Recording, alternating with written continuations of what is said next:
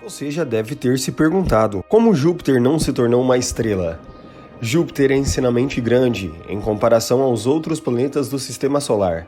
Ele é poderoso até quando comparamos com algumas estrelas. Dois tipos de estrela bastante pequenas são as anãs brancas, que possuem uma massa semelhante à do Sol, comprimida em um raio bem pequeno, e as anãs vermelhas, que também são muito pequenas e possuem massas muito menores do que a do Sol.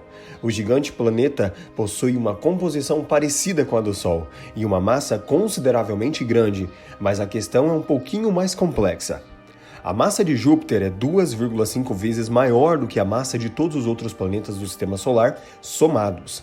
Ainda assim, o Sol possui 99,8% de toda a massa do Sistema Solar. Em outras palavras, Júpiter é insanamente grande, mas não é tão massivo assim. O gigante gasoso pode não ser uma estrela, mas é extremamente grande. Só que por ser um gigante gasoso, tem densidade realmente muito baixa. Cerca de 1,33 gramas por centímetro cúbico. A densidade da Terra é de 5,55 gramas por centímetro cúbico. É pouco mais de 4 vezes do que a de Júpiter. Mas é interessante notar as semelhanças entre Júpiter e o Sol. A densidade do Sol é de 1,41 gramas por centímetro cúbico e os dois objetos são muito semelhantes em termos de composição.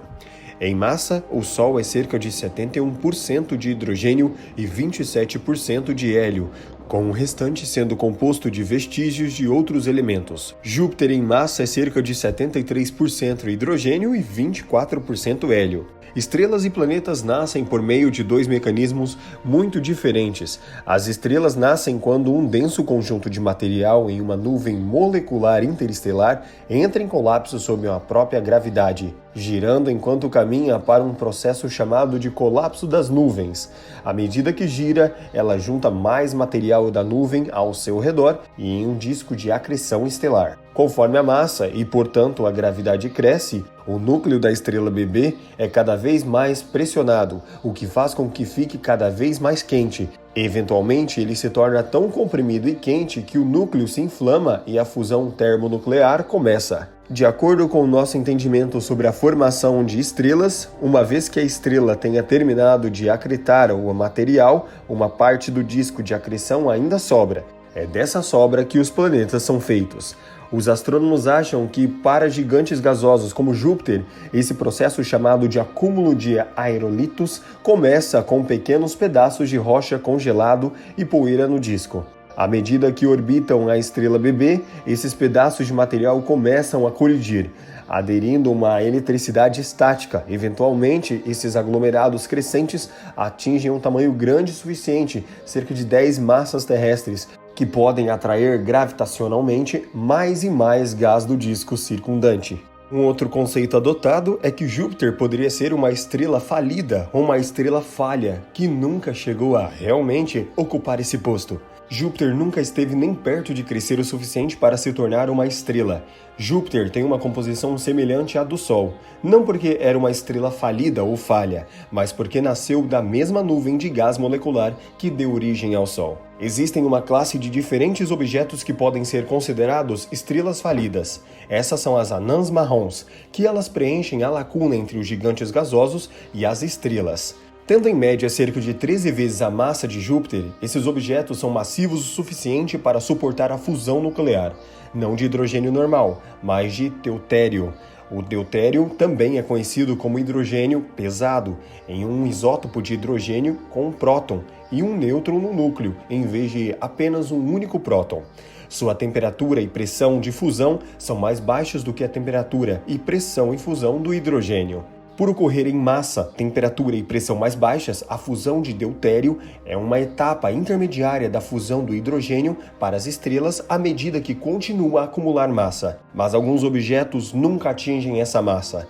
Esses são conhecidos como anãs marrons. Júpiter está bem no limite inferior de massa de colapso das nuvens. A menor massa de um objeto de colapso de nuvem foi estimada em cerca de uma massa de Júpiter. Portanto, se Júpiter tivesse se formado a partir do colapso de nuvens, poderia ser considerado uma estrela falida.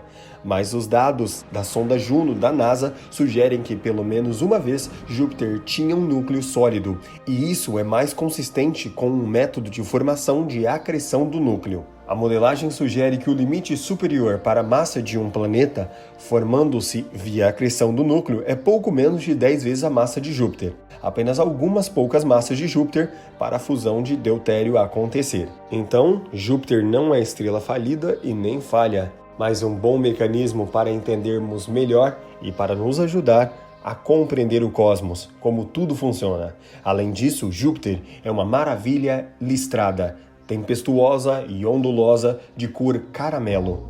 E sem ele, nós humanos, talvez nem mesmo tivéssemos sido capazes de existir. Portanto, Júpiter não se tornou e não se tornará uma estrela porque ele não possui a massa necessária para tal.